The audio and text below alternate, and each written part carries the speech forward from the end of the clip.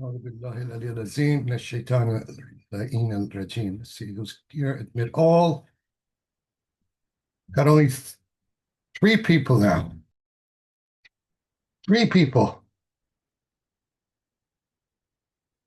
He's saying admit all, admit all, admit all.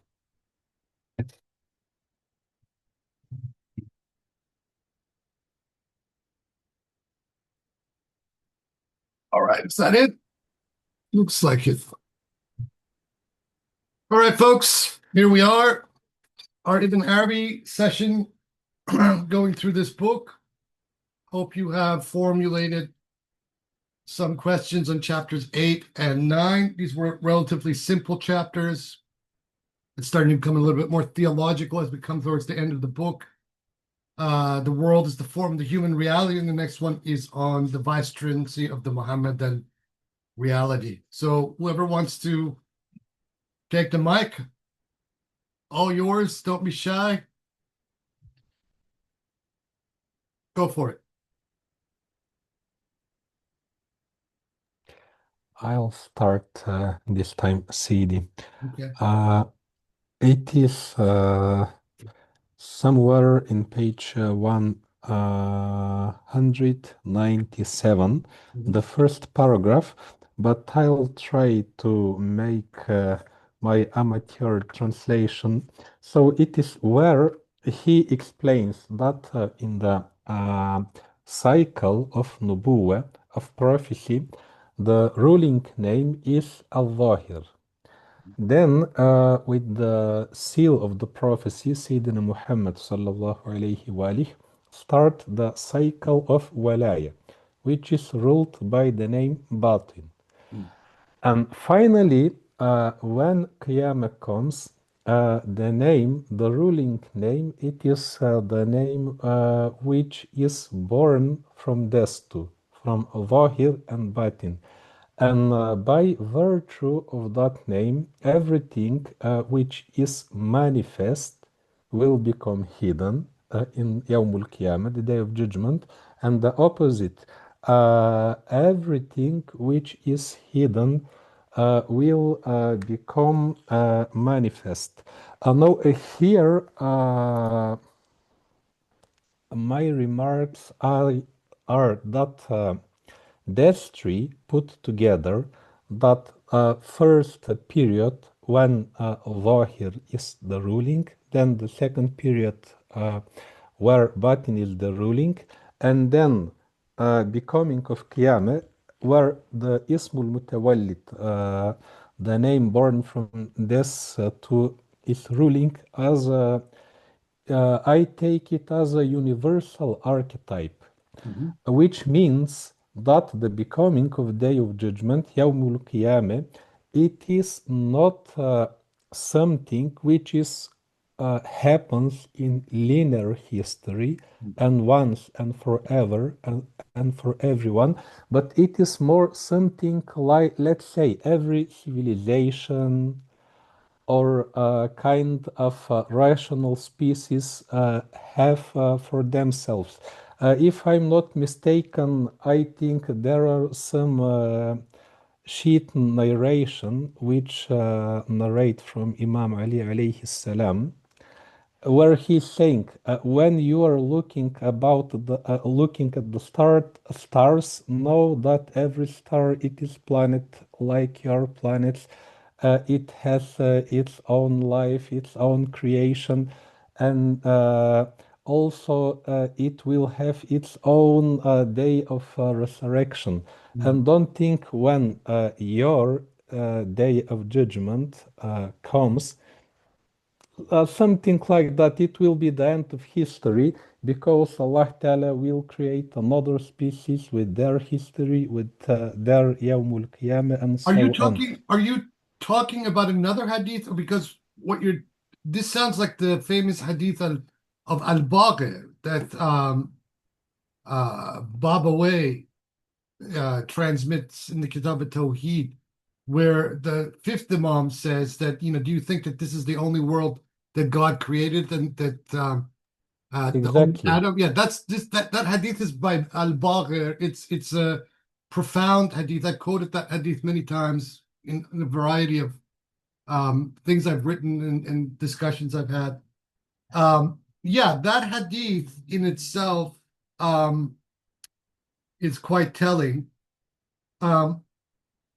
What you say here regarding the universality of wilaya is true. And what you say about the al-qiyamah is true as well. What Qaysari is saying here is quite radical in a couple of places because, I mean, he's saying the same sorts of things that even Arabi says, but the meaning of qiyamah between theological schools, let alone between the sects, between the different sects of Islam, whether Shia, Sunni, and within amongst the Shia, whether amongst the Ismailis and the Imamis, is one that is not remotely a resolved issue. If we take the text of the Quran, the narrative of the Quran literally, then our apocalyptic narrative is very much a pastiche of apocalyptic narratives that have appeared in the Bible, in the Zoroastrian Freshgerti narratives, and even some of the pagan ones about the end of the world, like the ancient Egyptians had a version of it. So did the Sumero-Babylonians. So once we enter this kind of a domain, what is qiyamah? And is there a collective qiyamah? Is there a universal qiyamah? And what that hadith is meant to address, whether the mullahs accept it as authentic or no, is irrelevant. But what that hadith is meant to address is that the qiyamah itself is not universal in all existence at the same time for everybody. It is a event that occurs to a particular species, to a particular creation. And it's just basically part of the process of creation and destruction that is endless, that is eternal, that never ends, right? Because early on, the Imamis realized quite rightfully that if you take the Quranic narrative of the creation of the world and the end of the world literally, you end up with some very major gaping contradictions about the nature of God, the nature of God's theodicy. So it was actually the Imamis, beginning with the Imami literature, that began to address this issue. And then this issue finds its way eventually into the discourse of other groups and other sects, notably the Sufis. So by the time we get to the Qaysari in about the 12th century, much of what he is saying here is kind of you have the Ismaili narrative on one side, layered with the Imami narrative on the other side, then as reinterpreted by Sunnis, and then as reinterpreted by the Akbarians going on. This is what it's saying. So what he's saying is that there's the individual qiyamah. Every person will experience their qiyamah, whether it be, just your death at that moment when you are dead, the body drops, that is your qiyamah. Or if you're a Gnostic, as you're traversing the path to Allah subhanahu, your experience of fana and baqa is your qiyamah, right? But for most people, the lesser, the qiyamah begins at the point of death. So once you have entered that qiyamah, the death cycle, your qiyamah has begun, which is a hadith that also then exists attributed to the Prophet. So this is what the meaning of qiyamah is. Then the question is, what is the meaning of qiyamah, or what is qiyamah in relation to walaya and nubuwah and all of these various ranks? And this is what he's trying to address in light of what Ibn Arabi is presenting to us in the fusus al-hikam. And what it is while he is using very common theological language to explain all of this stuff, the intention is extremely esoteric, right? So he is not talking about a literal end of the world. In fact, I don't think Ibn Arabi himself actually even believed in that. If you search through his writings, whether it be the Fusus or the Futuhat or elsewhere, not only does Ibn Arabi doesn't believe in a literal heaven and hell, he doesn't also believe in an exoteric qiyamah in the kind that we find in Orthodox an exoteric understanding of religion. So this is what he's trying to deal with, and this is the two concepts that he is trying to tie together in order to for one to inform the other. That's what's going on here, in especially this chapter, the chapter 9, the vicegerents of the Mohammedan reality. Sheikh, I understand that, but what would you say that if we, beside the personal qiyamah, if we take that some collective qiyamah exists, if it we pose that it would be the collapse of some civilization, that it would make some sense, or you won't say that? What do you mean? Explain. For example, let's say nuclear war, for example, comes, all the humanity is destroyed. That would be the collective end of, or some type of karma for the whole of humanity. Or not very. Well, I mean, you can argue that we're living through that right now at this very moment, in this point of history. Yeah, there's also the botany kind of approach to the Qiyamah that actually finds some support even in some of the Imami literature, early Imami literature, that the Qiyamah is basically the period of the existence of the Imam. So that whether we're talking about the cycle of Tanzil with the Prophet, or whether we're talking about the cycle of the Ta'wil with the Imam, that is the cycle of the Qiyamah. Why? Because you have the God-man in the world, right? And that Imam or Prophet is actually judging the world at the very moment of their life, their physical life in the human world, right?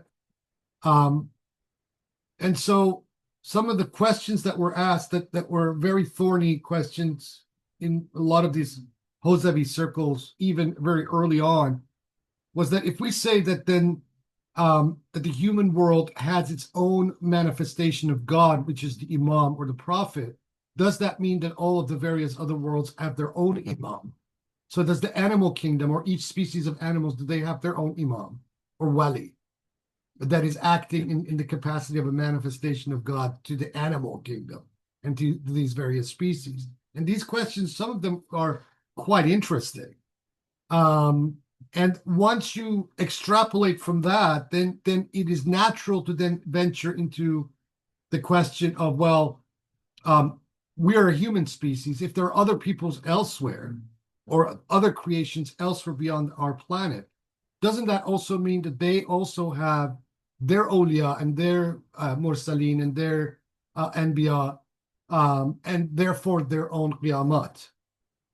And based on some of these texts that we have in the Shiite Hadith collection, the answer has usually been yes, but with certain caveats and explanations. Yeah.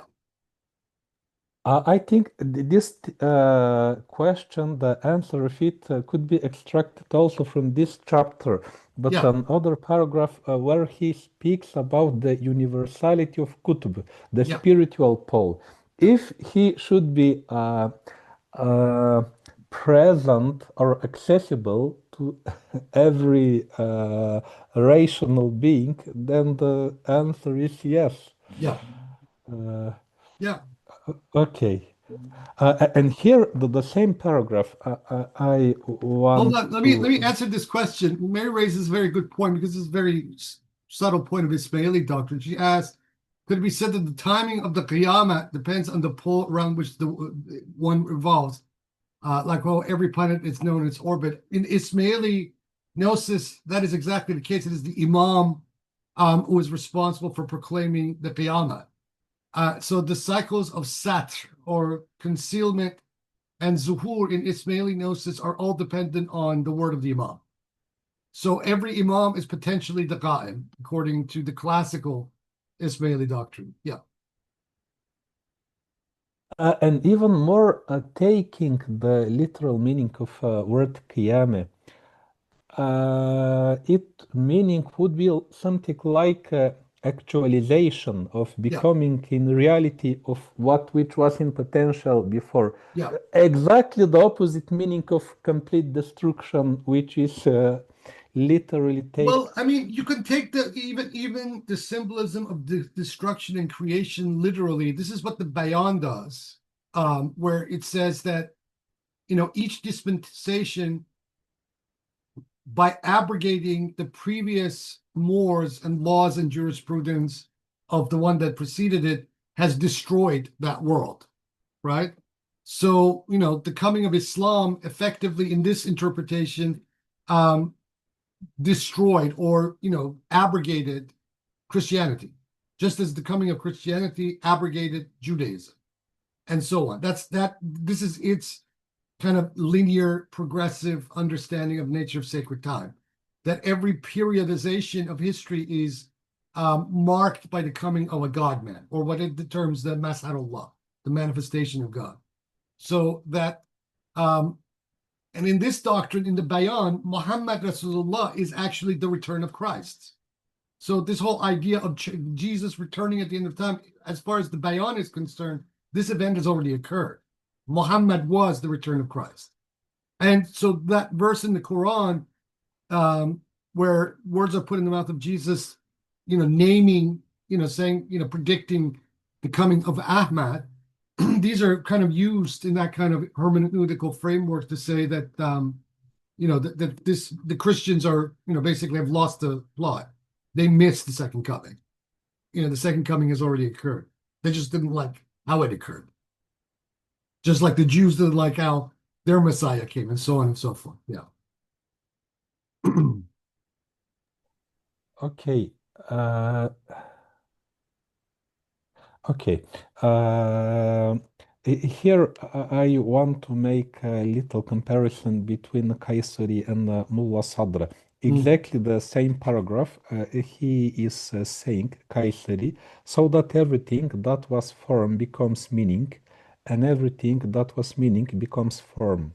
That is, whatever is concealed in the hidden states of the soul appears in its true forms, and the forms in which true meaning were veiled become hidden. Yeah. Therefore, the forms of paradise, hellfire, the gathering and the resurrection emerge, as reported by prophets and saints, Yeah. peace be upon them all. Yeah. So here in Qaysari, the Qiyamah, whether we take it personally or collectively, it is by the ruling of the name bordered, born from the Zahir and Batin, and what it becomes like inversion. Yeah. In Mullah Sadra, Which then means this is a very, very, very profound little passage here, because what it means is that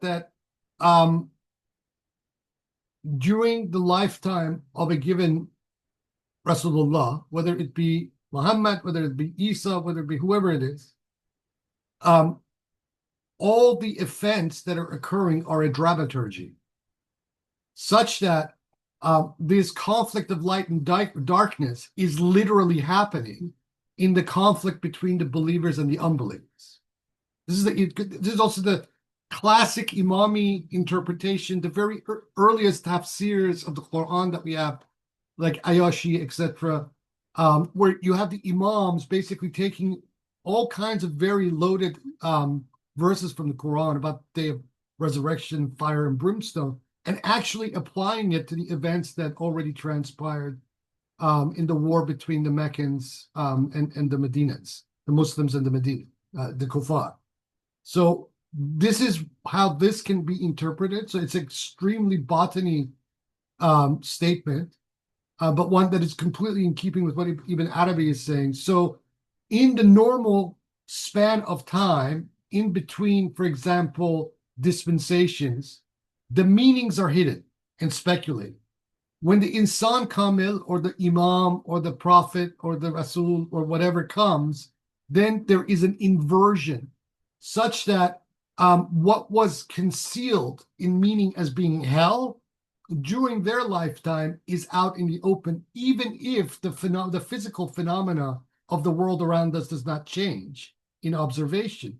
But by their word, the meanings manifest. So, for example, if there is an adversary, that adversary is the shaitan. Okay? His legions are the afarit and the shayateen and all the rest of that, the demons and the what have you.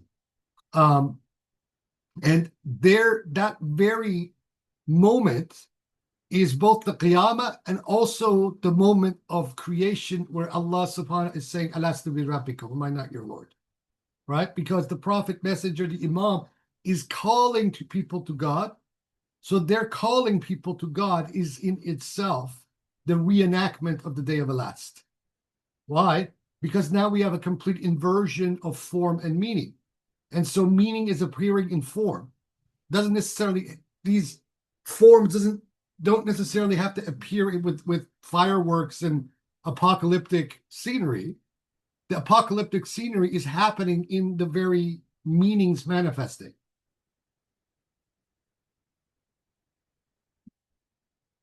Okay, I missed that part.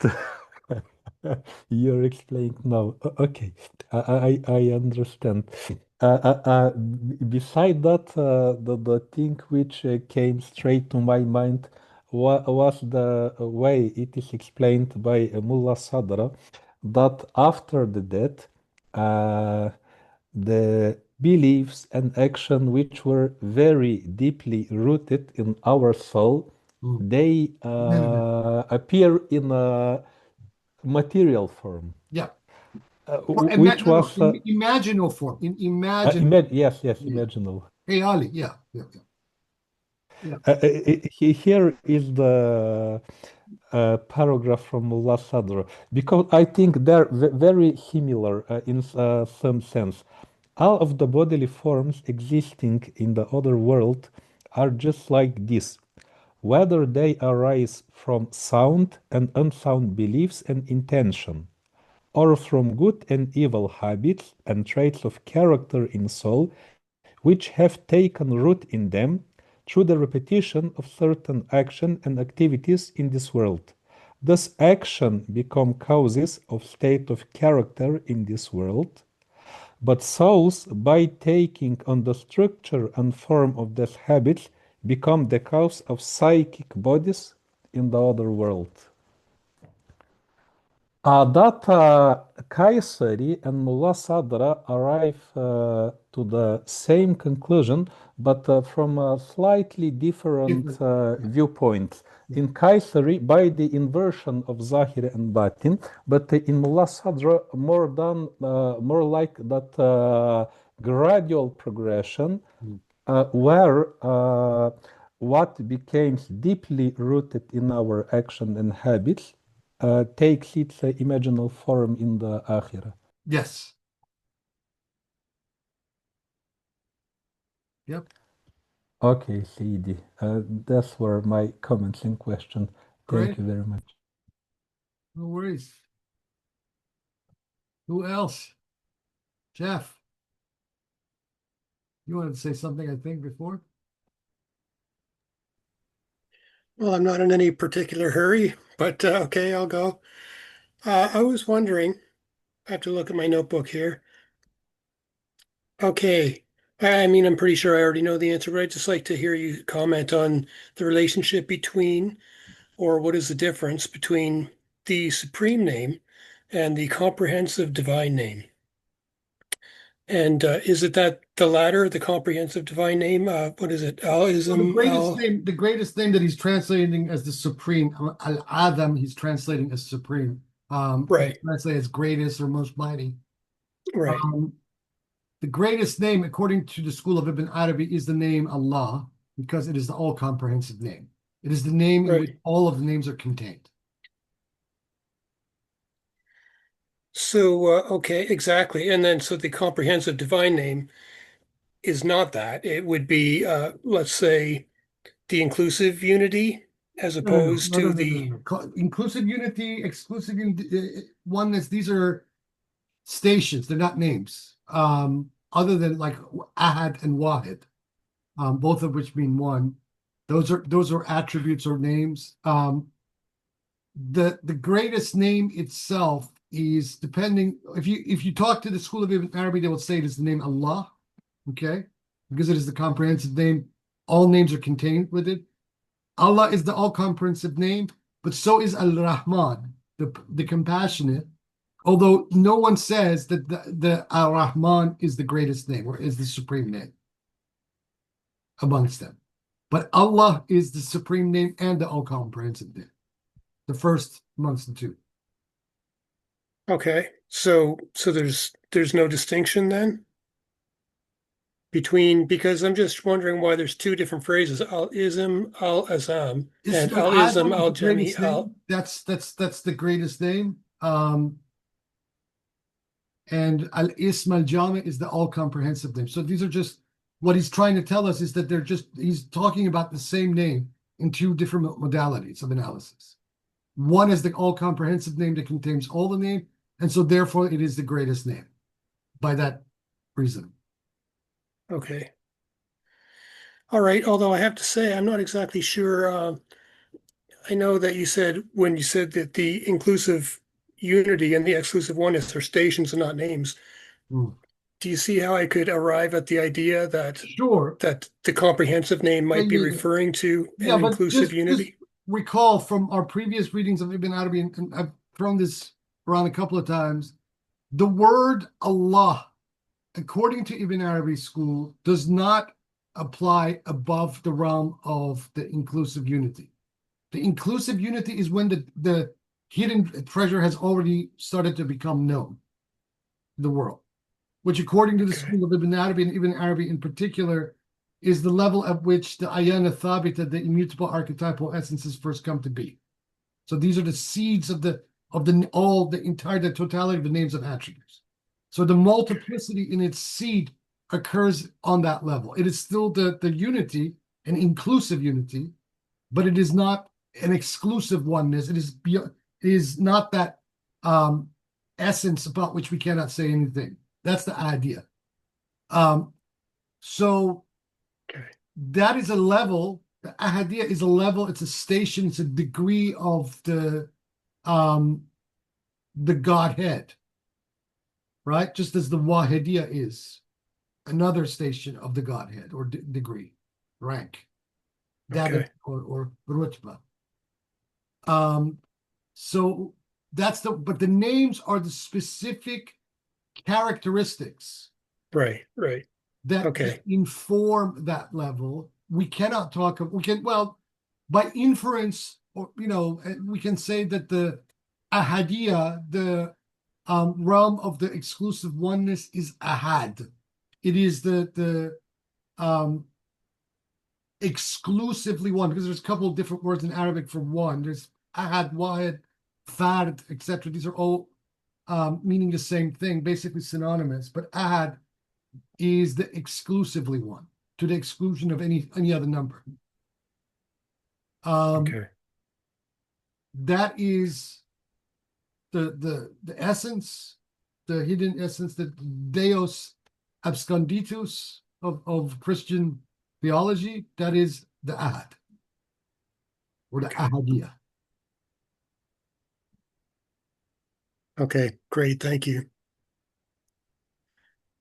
All right, that's great. And also, speaking of one, I wonder, I know that really there's, for each age, there's one prophet, right? There's one vicegerent, one pole. But I was wondering, is it possible to conceive of multiple vicegerents or poles at once? Time. Yeah. In the same time? Yeah, the school of Ibn Arabi does. In fact, he says this here, that, for every community, there's a pole, which is something that Ibn Arabi doesn't actually say this explicitly, but Qaysari does. So, such that the inference being that, the Christians have their own pole of the time, the Jews have their own pole of the time, the Hindus have their own pole of the time, and so on and so forth for every community. Existing simultaneously. Yes, existing simultaneously for that community. And then there is the pole of poles is saying that is, on the heart of the Mohammedan reality. Now, Right. one can also deduce from this argument that if we say that each community has its own pole, there's a Mohammedan pole, but then there is a pole of the pole that is even more senior to the Mohammedan pole. That's the inference that one can draw from what Qaysari is saying here. Right. Yeah. Okay. Because when we say the Mohammedan pole, I mean that's a particularly Islamic context, obviously, right? I mean, does it necessarily, do you see it as a universal, like beyond the Islamic world, or I mean, obviously, I don't know if that question even makes sense, Sure. but I mean, yeah. I mean, as a community, I mean, look, you gotta historically locate a lot of this stuff as well, right? yeah, yes, true. These people are in the 13th century, 14th century. It's a completely different time. Communities are very far separated from each other. We don't have the kind of experience that we have today. There's no TV, internet, airplanes, No, yeah. people going from one city to another usually takes maybe a couple of weeks to get there. Mhm. It's a different world. So the metaphysics, or at least the language of the metaphysics, and at least on the level of the soteriology, is a reflection of that time. Okay. So Right. to get, push away exclusivity claims, you can say that there are rijal, and rijal, even though it means the plural for men in Arabic, based on the rules of Arabic grammar, when even if you have half and half group of men and women, the plural is always masculine rather than feminine. You can say there are groups of people, men and women, in every time that act as the hidden hands of God. Some of them are even unbeknownst to each other, which is another feature of this hierarchy. And these people can come from any community. They can be Muslims, non-Muslims, they can be pagans, they can be shamans, they can be practically anything. They can even be secular to the point that they don't have a religious background, but their own psychological and spiritual development has led them to something which they cannot even properly language, but they act on behalf. That's Right. also possible. Yes. Right. Exactly. Exactly. Of course, yes. So the context is key here. Obviously, all of these terms, and especially including like the concept of Mohammedan reality. Obviously, we've got to Because take it in context. if you read deeply into the literature of this school, you realize that not in all cases is the Haqiqa Muhammadiyah synonymous with Muhammad ibn Abdullah, with the historical Muhammad. The Muhammadan reality is an archetype. It's a Right. divine archetype. Mhm. And it usually is synonymous with the historical Muhammad, but not exclusively for every period, because as we read in the fusus and as we're going to read again, Ibn Arabi is making that claim on his own behalf. Right. Okay. Thank you. Um, okay, that's great. I've noticed Mary put up a question here, so I'll just read it to you. Sure. Going back to the first thing we were talking about, she asked, is the degree of divinity also a Yeah, station I rather answered, than a name? I answered that. Oh, you did? I'm sorry. Okay, I guess I wasn't really listening too carefully. I listened to this all again later, don't worry. Okay. I found an interesting couple of sentences on page 191 Mhm. in the last paragraph. The last two sentences of page 191 kind of relates to what we were discussing last night about um, the world slash body or matter Mhm. versus spirit, soul, and God, and how sorry, I've lost my train of thought, but I Are you just wanted to talking point about out, sentences that say is outward existence encompasses the specifics of the external world, and his inward existence encompasses the specifics of the hidden world? So that he is the right, gathering of the two seas, Majmal al-Nurayn or Majmal Bahrain, and the manifestation of the two worlds. His descent is also his perfection, just as his ascent to his original station is his perfection. For deficiencies are also perfections from another perspective. This is understood by the one whose inner being and heart is illuminated by a divine being. This is what I was saying yesterday. That even Exactly. Yeah, that's what I thought when I read those. So I just wanted to point those out because we were talking about the idea of the prison and the evil nature of matter, and yet at the same time the sacred characteristic or the sacred aspect, and that those sentences kind of sum that up a bit for me and reminded me of that discussion. So I just wanted to bring them to your attention and see if you agree. yeah, very much so. Okay. And I might as well, just before I go here, Mary did type something else here. I think I also answered that. Did you? Okay, sorry. Okay. I'm gonna let somebody else go then. That's all I have for now. Thank you. No worries. No worries. Hello. Hello. Okay. Uh, so my question is about, page 199, 197, 197, 199. It kind of threw me for a loop because I thought I had some of this stuff understood, but apparently not. So anyway, he starts talking about the Barzakh. Similarly, for the intermediary world, Barzakh, he affirmed it by saying the grave is a garden from the... Sorry, my mom's vacuuming, so it's going to be noisy. I can't hear a thing, so don't worry about it. So the grave is a garden from the gardens of paradise for the believer and a pit from the fire pits of hell for the unbeliever. So I get that. But then it's this next part that kind of confuses me. In the human dimension, it has an existence as well, since the stations of the spirit and heart, along with their respective perfections, are identical with paradise, and the station of the soul, base desires, and its consequences are identical with hell. Therefore, whoever enters the station of the heart and spirit is adorned with praiseworthy moralities, sublime Christics, and enjoys diverse blessings. However, whoever lingers at the soul, its pleasures, desires, and whims, is tormented by diverse tribulations and punishments. The final manifestations of their stations occurs in the hereafter. So, okay, so there's parts of it that I sort of, okay, like we've heard that before.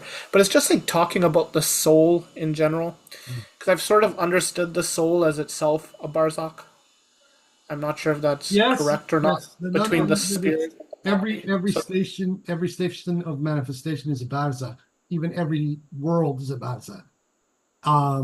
Everything is an intermediary between creation and the Godhead or the divine.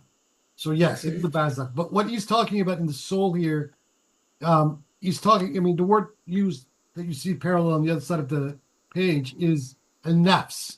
And the nafs is usually the soul, but it's also the egoic soul. So this should have been glossed or footnoted by its translator, because the soul that Qaysari is talking about here is the concupiscent and irascible natures. Okay, that checks. Okay, and where was it? There was something else that I don't want to say annoyed me, but I didn't get it too much. Where is it? Okay, so this is page 193, the first paragraph. Since he's talking about the vicegerency, since this vicegerency in the world is incumbent upon God, according to the verse, it is not possible for any human that God should speak to him except through revelation or from behind a curtain. The appearance of a vicegerent is necessary in every era. Okay, I got that. So that people may gain nearness and be adorned with the perfection suitable to them, as mentioned. And this is sort of what I find confusing, this verse that's being related. It's hard for me to parse. Had we made our messenger an angel, we would surely have made him as a man, and we would have surely obscured for them the truth that they now obscure. Not sure causal-wise what's going on here.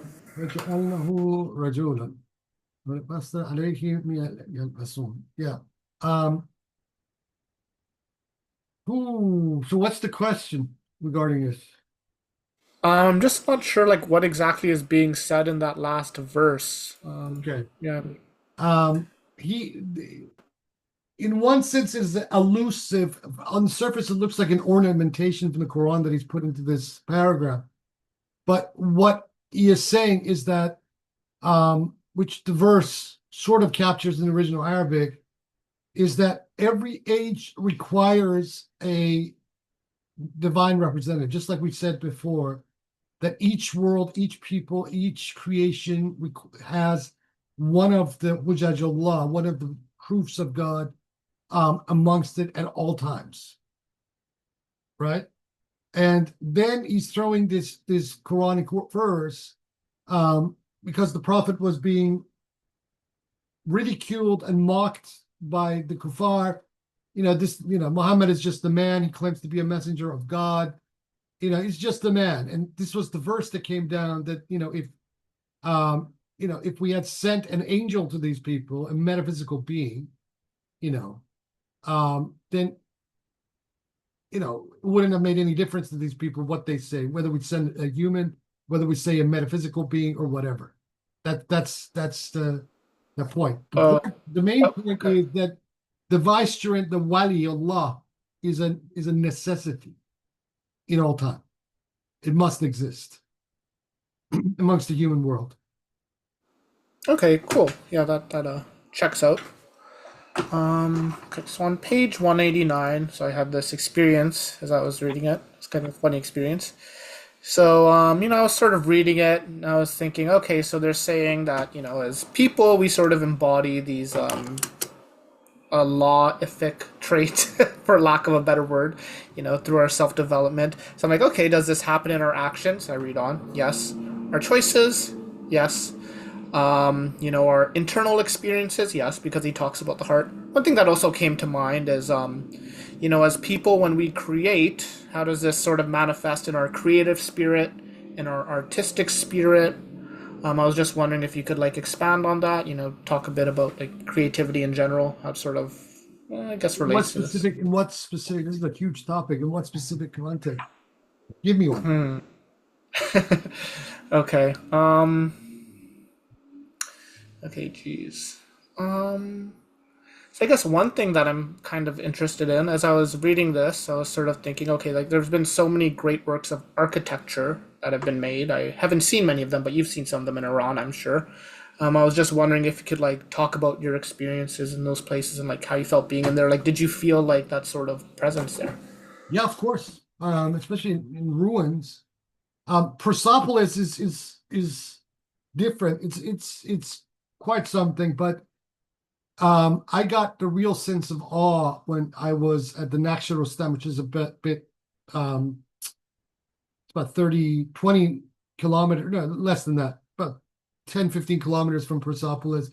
It's these late Achaemenid and early Sasanian era royal tombs that were carved out of the mountains. That is absolutely spectacular.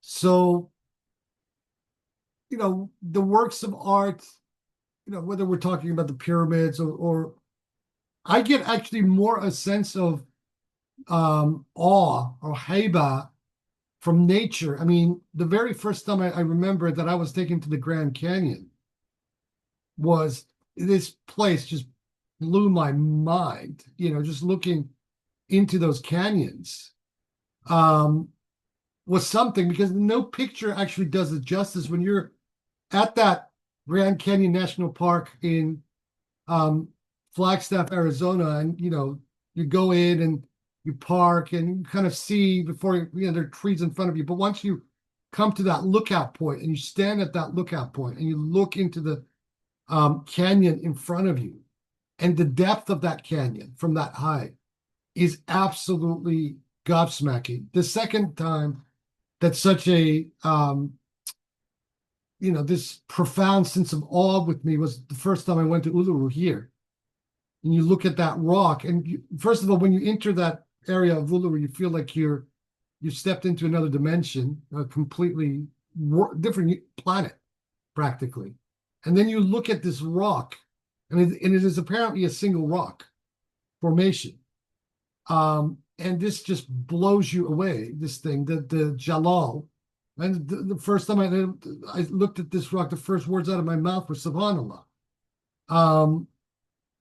And then a flood of ideas and images and that sort of thing that had Islam been born in this continent, then this rock would have been the Kaaba. So, take your pick, works of art. I got the very first time we went to Italy, I was probably about 15 years old. And we went to the Sistine Chapel, then I looked above at these drawings of Michelangelo. And this is before the period that the restoration on these frescoes on the top of the Sistine Chapel actually even began. This was in the 80s. And even back then, I was absolutely, gobsmacked by what Michelangelo had accomplished. We're looking at a statue of David in Florence. Some of these arts, Roman, Greek, architecture, whatnot, are something else. Some of the ancient Egyptian stuff is something else. But for me, what really grabs me is the natural world more than anything else. The asymmetry of nature, not so much what humans have made, but what nature itself has accomplished, always blows my mind. Yeah. Yeah, that's interesting because, well, the only place that I've been there of the three that you mentioned was the Grand Canyon, and I remember walking around Nevada, and you can't walk 3 meters without needing water. So I'm just like, okay, I'm kind of used to the heat, but it just felt so like I kind of want to say at once expansive, but at the same time oppressive as well because of the heat. You're in like hottest desert. Yeah, I mean Yeah, okay. that part of the U.S. Southwest can get very hot, desert hot, very fast in the summer months. I never went to the Utah or Nevada, angles of the Grand Canyon. We went to Arizona part of it, in northern Arizona, in the Flagstaff area, and that in itself was quite spectacular. It goes on for a long time. This canyon, it protrudes into like Utah and Nevada and all of that. Yeah, it's quite something. Okay, well, thank you so much for sharing your No experiences. worries. That was cool. Got a little bit sidetracked there. Tourism. Yeah. Pun unintended or No intended. worries. No worries. Was saying, do you want to? Yeah, sure. I have a couple of quick questions. I have a tendency to kind of answer my own questions, but I'll ask this anyway. This is based on a footnote that's on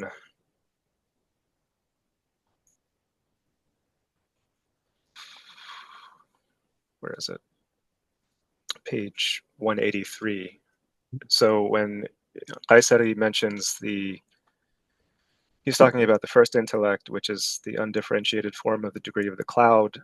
And in the footnote, the editor is citing Chittick, saying, calling this the non-delimited imagination, since it gives form to all engendered things. So I've had a little bit of trouble identifying exactly what is meant throughout these chapters by khayal mutlaq and khayal muqayyad. Originally, I was thinking that khayal mutlaq is the hadra of the alam al-khayal that is between the jabarut and the mulk, or the malakut and the mulk. That is the case. That is the case. That is the case. But every now and then, whenever Ibn Arabi is making an analogy, he does equate the first intellect with the khayal mutlaq as well.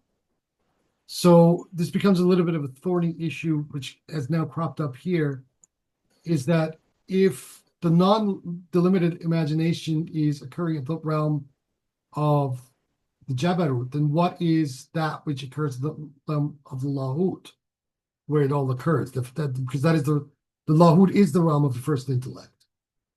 That is the will, the universal intellect. It's all Lahuti. So yeah, he is right, except this requires a real heavy gloss that has kind of left it up in the air and a little bit confusing, I think. Yeah. Well, my attempt at an answer was that I was thinking there's a tripartite classification of imagination here. There's the connected muqayyad imagination, which is our imagination. Then there's the alam al-khayal, between the spirits and the bodies, and then in a sense everything is imagination. Yes. And that's the sense in which I've not always understood, but I think here the very meaning of khayal is sort of it's more expansive than when we think of the world of imagination. Yeah. It's all of creation is a barzakh between the essence and absolute nothingness. Yes. And so in that sense, and I looked up the root or just different meanings of khayal, and it means imagination, but also shadow. Yes. Zil. Yeah. It's synonymous with that. Yeah. Yeah. So it kind of, when I think of imagination, I always think of a very specific thing. The corporeal spirits are corporealized and bodies are spiritualized, but this is more expansive. Here's something that Corban does in relation to some of the technical terminology of Sohrawardi that I find very helpful in this context. When you find the word zil appear in Sohrawardi's prayers, one thing that Corban, and he footnotes this, but one thing that he does is that he turns the word shadow into theurgy, where the one then casting the shadow is the theurge, right? The theurge and its theurgy. So when we go to the concept of the non-delimited imagination of God, it's the same thing. So such that the shadow is a theurgy of the theurge. Okay, it's the light casting its shadow. So there is a correspondence. The khiyal is engaging in the act of, of imagining, and this imagination is creating.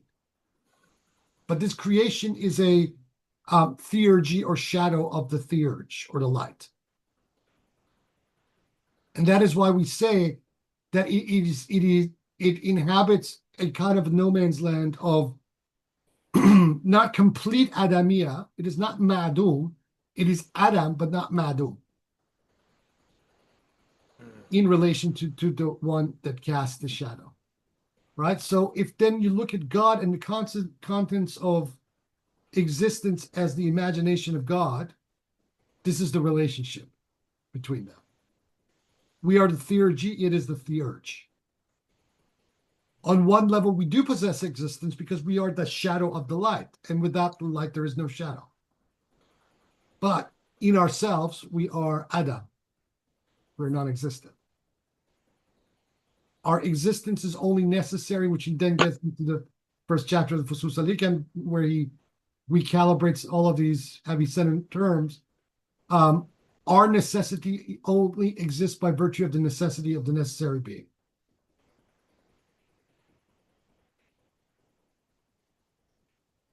Right? So the one who thinks or the one who imagines then shares a relationship to what is imagined. Even though what is imagined doesn't possess an intrinsic existence or even extrinsic existential existence apart from what imagines it. Mm-hmm. Yeah, that's really nice context. I like this idea. I mean, it helps me make sense of why everything is imagination for Ibn Arabi. It's like it's not just it's not just like the Sohrawardian emphasis on that mirror phenomenon that we were talking about. It's more. I mean, everything is a mirror. I guess we could say from the first intellect all the way down to the bodies. All of that is one big shadow. Okay. Or you can also rephrase it this way. Each mirror, while reflecting an image on its surface, is then imagining another image that then gets reflected on the mirror underneath it. Such that the activity of each mirror is both passive and active. Passive in relation to the image cast into it, and active in relation to what is below itself. And then we then posit the imagining process to this process, right? In a kind of a simultaneity, so that, an image is cast into a primary mirror. That image is passive in relation to the image, the originator of the image, but then in relation to the mirrors below itself, it itself casting those images of itself is imagining as its activity that image in the mirror underneath it. You then get this whole dynamic of intellect, soul, and its heaven happening in this process. The triad, the Avicennan triad, spirit, soul, and heaven. Yeah. Yeah. And I was thinking about it after you said that. You mentioned this yesterday too, that it would seem, the implication would seem to be that once we go all the way down to material bodies, that, and this could be kind of a vindication of Mullah Sadra, that there's no more, because there's nothing beneath it, that matter doesn't become active in relation to anything beneath it, that it's the last mirror that reflects, but it doesn't project an image itself. Mullah Sadr would suggest this, although he kind of also suggests the opposite in the Asfar several times. But yeah, by and large, yeah, we can say that. Yeah. Just as a placeholder, yeah, we can say that. Okay. But just don't forget this, that Nasut itself is a hadara. It is a presence. It is a divine presence. So the realm that we are in, the presence that we're in right now is a divine presence in and of itself. Yeah. It's I mean, at the very least, it's a madhar, if it's not a dhahir or a dhuhur. So yeah, it's certainly. Although these guys would disagree. I mean, especially if you talk to some of their near contemporaries like Mahmoud Shabastari, he would say, no, it's right in front of us right now. God is everywhere. Yeah. A very thorny question, this whole matter. Yeah, very, very thorny question. Yeah, I know. Okay. Well, just on that note, I mean, I was thinking that it would be great if we could just have a session on hylomorphism. Oh, if there's some opportunity on. Yeah, there's we do like. There's not just one session. I would like to maybe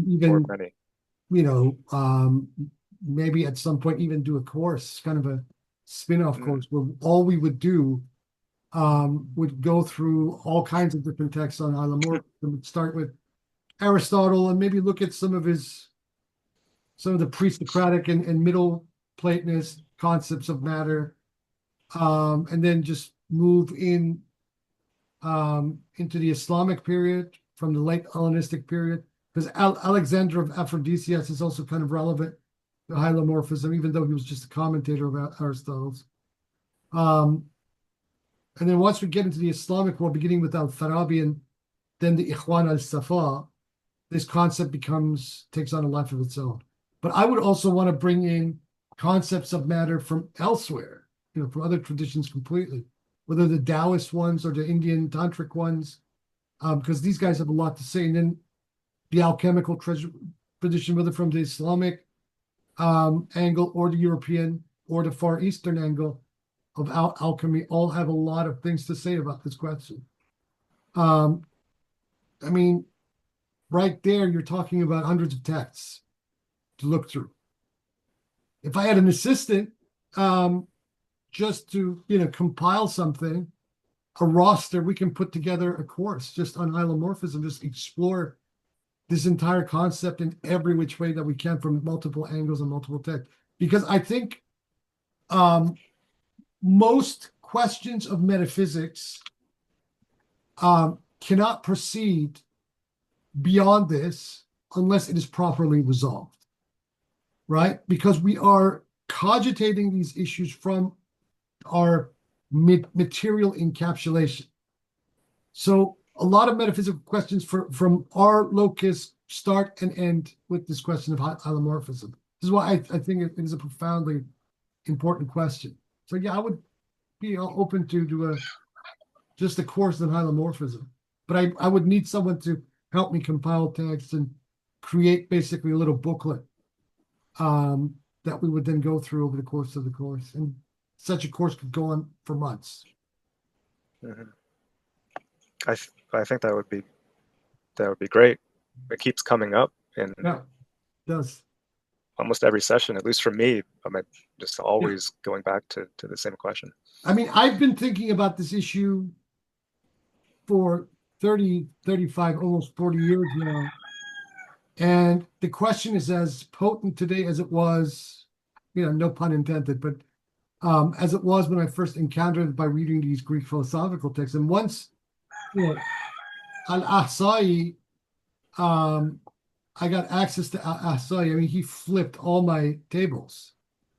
And because the way that he frames the question, once you then contextualize it with his overall metaphysics, even if you don't agree with some of his registers, which I don't completely agree with, but even with that reverse hylomorphism that he effects is profound, and it is very consistent and is not something that can be easily dismissed. Because the argumentation that he puts elsewhere, especially in his Sharh al-Fawaid regarding this issue, is pretty complicated. I think it even upsets a lot of the Avicennan hylomorphism, the received Avicennan hylomorphism, and adds and adumbrates and explains and expands about the reverse hylomorphism that we already had implicitly in the early Ismaili thinkers. So this would be a great course, and I think we can do it. Let's get through this stuff first. And then, maybe after Sohrawardi, I was thinking about doing the one after these to do the study Quran, or we would go through that study Quran. But I think a course on hylomorphism, especially if we can attract some people who even work in this area in the disciplines. I've looked for people who've worked on hylomorphism. There isn't that many people there. How many conferences on hylomorphism have you heard about? Philosophical hylomorphism. But it is a central question of metaphysics. Yeah, it is one of the most central questions of metaphysics. I agree. Well, you would need people who are interested in metaphysics for it's a bigger problem. It should be, unfortunately, becoming less and less in our time. Mm-hmm. Yeah. I mean, once upon a time, there was all kinds of people entering departments and spitting out PhDs on this, that, and the other thing on Neoplatonism and Islam, even until a few years ago. That trend now seems to be declining. Mm-hmm. Or if they do it, it's historical. It's this is an artifact. Yeah. Not viable. Yeah. Well, then I think you'll like this translation I've done of Sohrawardi's prayers, because this is something I deliberately set out from the very beginning, that I'm not trying to put out a study for antiquarians. This is not an object of antiquarian study. This is something that needs to be used, albeit I'm glossing everything, and the glosses are going well beyond 100 pages on each item. So not on each item, but in totality, the glosses are about over 100 pages now. So it's something that needs to be used, something that needs to be engaged with. So I've done a English translation and an Arabic edition of the text. The guy who put out a dissertation on this did such a sloppy job of it, which I explained in the translator introduction, that he may as well not have done it at all. That's a whole story. I put that in the translator's introduction. So I agree. I think this historicist approach to these sorts of texts and these sorts of ideas is a big part of the problem. And so this is why people are not treating these topics as seriously as they deserve to be treated. I very much agree. Yeah, it's really hard to you have to resist a lot of pressure, I think, to hold to the ongoing viability of this kind of thinking. There's so Well, much this was the rationalism. reason you put your finger on the reason why I left my PhD program. As much as I wanted to stay in it, I couldn't agree. I couldn't see eye to eye with Hossein Ziai. And Hossein Ziai and John Walbridge are a team. Walbridge, in my opinion, is just a biased schmuck, and his interpretations of Sohrawardi are just completely catered towards domesticating Sohrawardi. But Hossein Ziai was a different kind of creature. He was a good guy. His issue was more, intellectual rigor. But even still, he didn't like Corban. None of these guys do. And so, when I would bring up Corban in the context of a philosopher, he would resist the attempt to try to frame Corban as a philosopher. So it's like, well, what do you call him? You said, a scholar of comparative religion. Fair enough. But by his own admission, he was a Heideggerian who obviously transcended the Heideggerian categories and whatnot. So that makes him a philosopher, whether you like it or not. So, all of these various little things. And, once it came time to propose a topic, my topic sounded very Corbinian to him. So, he's like, no, I'm not going to let you do this.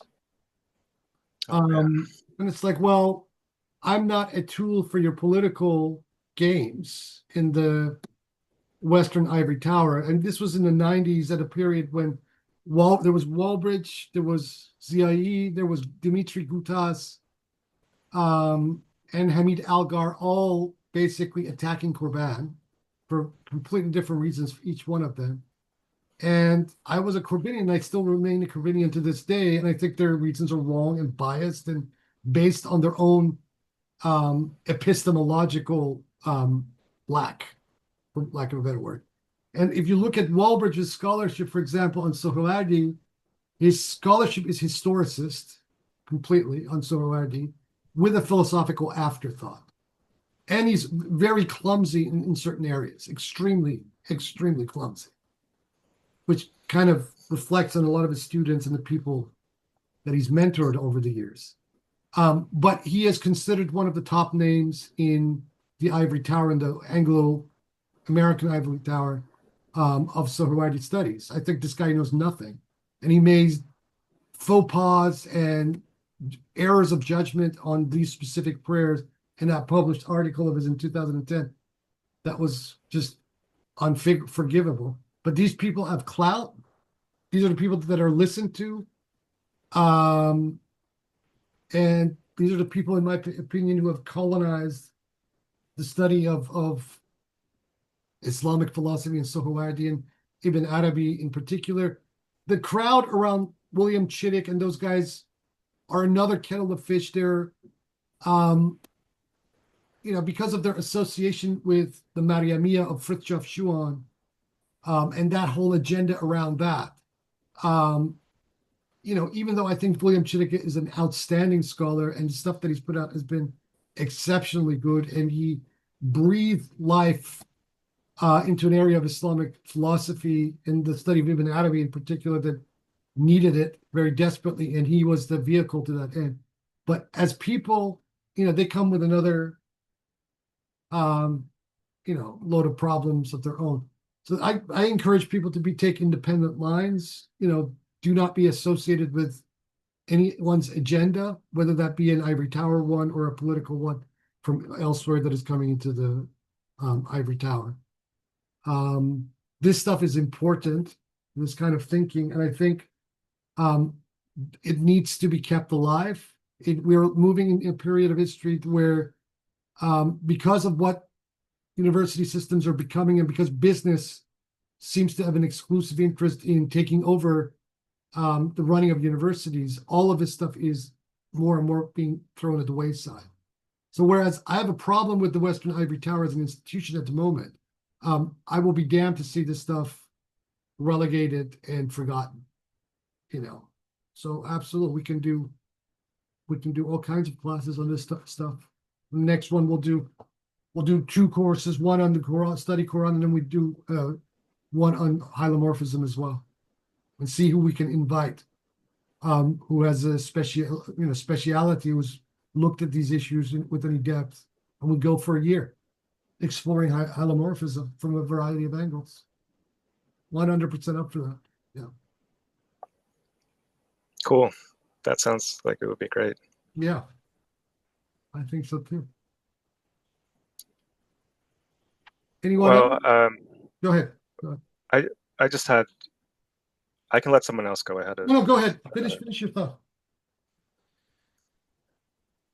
This isn't. It's not totally formulated. I kind of just thought of it earlier today, but I keep going back to Mullah Sadra. I mean, he's so we've imbibed him so much, and seeing the differences. One of the things I just don't know. I don't know what exactly his argument is, or what the argument for the opposite view is. But here we have a constant macrocosm microcosm parallel going on. It shows up in this last chapter too, with the human intellect as a part or a reflection of the corresponds to the form of the intellect. The heart corresponds to the soul, and so on. And so there's a constant, and even in the idea of the insan kamil as the alam saghir, and the world as the insan kabir. And so in Sadra, when we were reading it, I might have misunderstood, but it seems like when it comes to the soul, at least, he just collapses it. He collapses microcosm and macrocosm. He says that the soul, he like absolutizes the soul itself. Yeah. And he has Christian Jambay has a discussion about why he rejects Suhrawardi's Alam al-Khayal. I didn't understand the reasoning that he explains in that section. But it does seem, Sadra's view just seems strange to me. This collapsing there are certain of those elements in Mullah Sadra that can appear extremely weird at times. I, to this day, find some of it very strange myself. The way that this is a huge can of worms. The way that Mullah Sadra rejects Sohrawardi's treatment of the Alam al-Khayal is not a rejection of the Alam al-Khayal. It's just the method that Sohrawardi arrives at it. But I think Mullah Sadra's critique itself is loaded on several different areas. One of which is that his approach to the critique of Sohrawardi is extremely Avicennan. And Sohrawardi would have very easily retorted back at Mullah Sadra based on his own epistemology against what Mullah Sadra is saying. And the question some have asked is that Mullah Sadra should have known better than to attack from this angle. Because what Mullah Sadra seems to want to say, he wants to over-subjectifies the imaginal world as compared to Sohrawardi, who doesn't want to completely go into an uber-subjectivization of it. Sohrawardi wants to maintain some independent reality for that realm. That is not just the subjective projection of the mind. So, I mean, Mullah Sadra is almost like a proto-Jungian in that respect.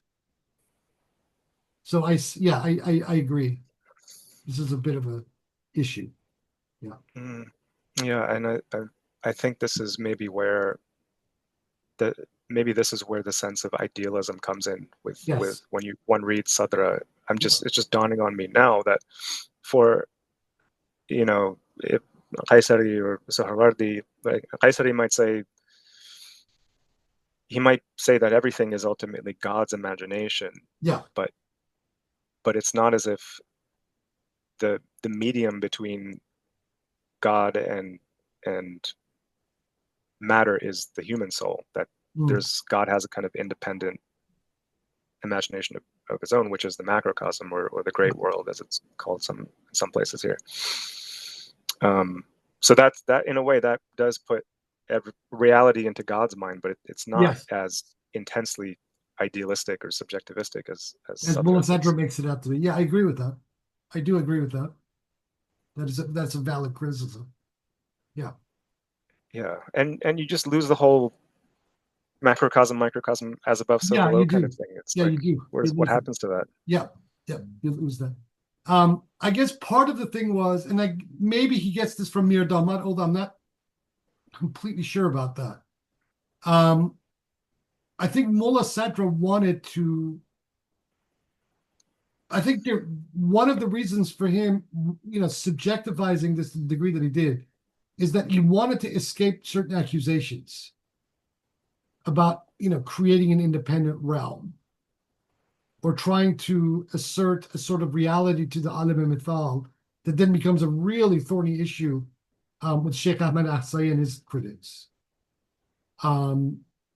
He wanted to avoid that, and so when you read Mullah Sadra, especially in the Asfar al-Arba, it often appears that he's wanting his cake, wanting to eat it too, on this question. Whereas with Ibn Arabi and his schools, the question is quite straightforward. Settled matter. And it doesn't really matter whether you look at it from an objective or subjective point of view, because both of these are just poles of the khiyal al-mutlaq, the absolute imagination, who is the theurge to the theurgy that we're beholding. Mm-hmm. Yeah. I keep wanting to fix Sadra or something, but I think it's better off just kind of. I saw you tried. In some of his criticisms are valid, but his polemical approach to Mullah Sadra is what put off a lot of people, because a few of his criticisms are spot on, even when he crafts them in a polemical language. But Asai was trying to prove himself a little bit too much. Yet there are several criticisms that he does level at Mullah Sadra that are valid, that bear closer investigation and scrutiny. And especially his critique of the Ashia in several parts. He does find hone in several parts of that 3-volume commentary on what Mullah Sadra says, and I think he kind of nails him a few times. The rest is very polemical, but he does nail him a few times on solid philosophical grounds. That's another thing that we need, is more translations of Ahsai. Well, I mean, the last I heard from Idris Samawi Hamid, he was going to go and revise his entire dissertation and especially the translation and finish, because he didn't finish the entirety of the Fawaid al-Hikmiyah, and offer a commentary. But this was like 5-6 years ago. The dissertation was put out in 1998. So I don't know what he's waiting for. It's been, what, it's coming on now to almost, as of 2028, it will be 30 years since he finished his PhD. So, I mean, he's not getting any younger. You should just put this material out, find a publisher, put a revised version of everything, do a text, and just put it out. Because that study is seminal. Idris did a phenomenal job, just an absolute phenomenal job for his PhD thesis. That was an exceptionally good PhD dissertation, and influenced a lot of people, myself amongst the first. It influenced because it then made me take Ahsai more seriously. I mean, before Hamid, Juan Cole was putting these, articles out on Ahsai. Some of them were okay, but locating Ahsai on very firm philosophical and theosophical grounds in the way that Qurban did, it was Idris who revived this, and then Idris made me go and actually start studying the works of Ahsai in the original, very methodically and very systematically. There are things I fundamentally disagree with that I think he gets wrong, the al-Ahsai, but I think overall, as a thinker and a theosopher, Qurban got it right about it, and that he's a very important figure that needs to be studied very closely and very intimately, even if you don't completely agree with him. Yeah, I agree about that dissertation. It's really something else. I think Idris Hamid is doing some of the most interesting stuff anyone's doing, but it's not very frequently that he puts something out. I don't know why that is. I mean, how much? I mean, I know he's at the University of Colorado. I mean, how much work are they? I mean, if you're a tenured academic, you have this whole publish and perish thing every year. You know, if you want to promote your career, you need to at least put out one article. I haven't seen anything from Idris for a while. He's not even online anymore. He's not on Facebook. Someone I know interacted with his son on X about 2 years ago, and that was the last we heard from him. I hope he's doing something, and then surprises all of us with a big publication. Yeah, hopefully. Hopefully, yeah. Okay, well, thank you. No worries. Anybody else? Okay, folks. Well, then let's just leave it here for today. Why don't we read the next two chapters of this? So we just finished 9. Let's read chapter 10 and 11 for the next session, so we start to get through this book and finish it. So that leaves the chapter 11, 10 and 11, and then the session after that we'll then cover chapter 12 of this and the prologue to the fusus itself, which I will read for that session. So then we're done with this, and then we can start to move into the fusus al-hikam itself. So until next week for the Sohradi, let's call it a day here on Yahak.